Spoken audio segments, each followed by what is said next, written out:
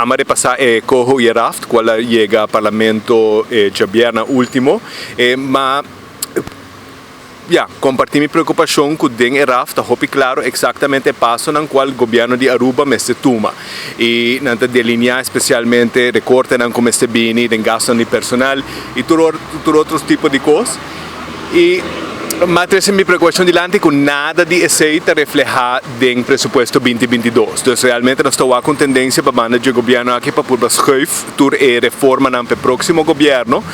Realmente e assim nós está de mais problema. Agora que aqui nós temos déficit de 300 milhões, outro ano nós temos surplus de 60 milhões.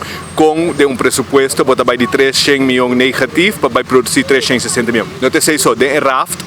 Assim que vai compensar no futuro para o déficit de aqui.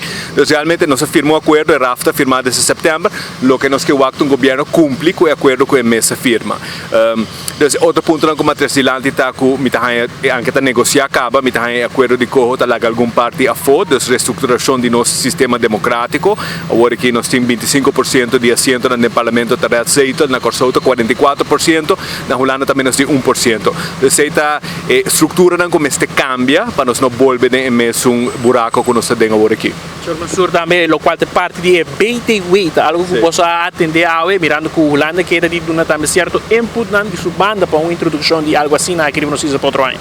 Sim, nosso parlamento não há nada, cima toma de nota que o ministro de Finanças anunciou que 10 lunas lo introduzir BTW. Então é um pouco estranho, mirando que a nova comissão prepara o setor privado e comércio para esse, Holanda mesmo como toma um ano e meio para introduzir o BTW. Então, em prática, que nós também de menos tempo, também para funcionar, vamos ter um serviço de imposto ágil, mas não sei se nós temos ainda para poder dar refunds de um curto término. Dus die BTW mesmo não há uma informação. Se me recorda, estão sintonizando, que se você vai introduzir BTW, nós de ação metiu, nós hinca de nos planos, se BTW também, em voorrechten mes daarbij. Para não virar uma medida mais. Ayer, por exemplo, me tenta conversar com cidadãos de como comprou patia no supermercado, tata 9,95, agora aqui está 25 florim. Agora com BTW de 2,5% e não está fazendo nada para reduzir preço para o consumidor. O problema na Aruba não cambia.